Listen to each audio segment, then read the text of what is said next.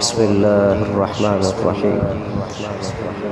والنجم إذا هوى ما ضل صاحبكم وما غوى وما ينطق عن الهوى إن هو إلا وحي يوحى علمه شديد القوى ذو مرة فاستوى وهو بالأفق الأعلى ثم دنا فتدلى فكان قاب قوسين أو أدنى فأوحى إلى عبده ما أوحى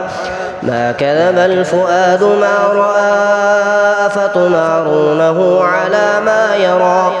ولقد رآه نزلة أخرى عند سدرة المنتهى عندها جنة المأوى إذ يغشى السدرة ما يغشى ما زاغ البصر وما طغى لقد رأى من آيات ربه الكبرى أفرأيتم اللات والعزى ومناة الثالثة الأخرى ألكم الذكر وله الأنثى تلك إذا قسمة ضيزى إن هي إلا أسماء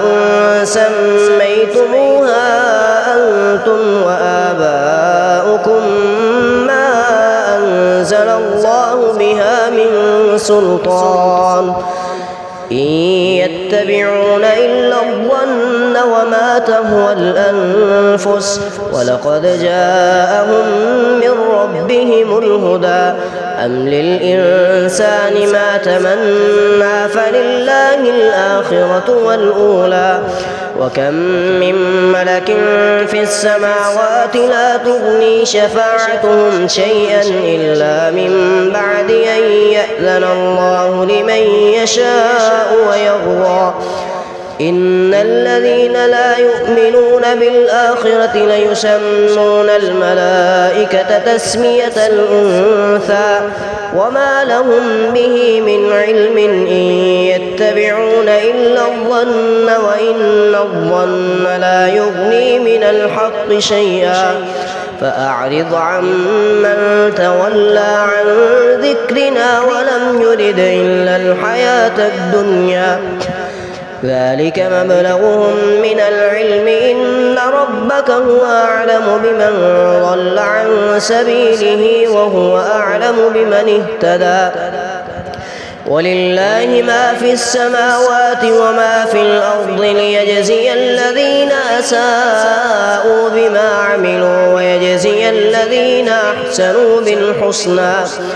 الذين يجتنبون كبائر الإثم والفواحش إلا اللمم إن ربك واسع المغفرة هو أعلم بكم إذ أنشاكم من الأرض وإذ أنتم أجنة في بطون أمهاتكم فلا تزكوا أنفسكم هو أعلم بمن اتقى أفرأيت الذي تولى وأعطى قليلا وأكدى عنده علم الغيب فهو يرى أم لم ينبأ بما في صحف موسى وإبراهيم الذي وفى ألا تزر وازرة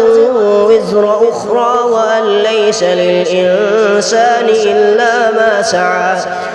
وأن سعيه سوف يرى ثم يجزاه الجزاء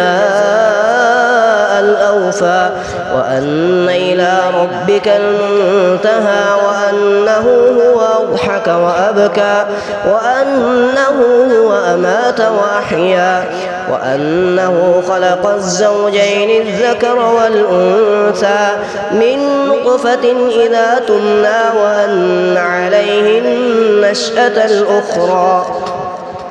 وأنه هو أغنى وأقنى وأنه هو رب الشعرى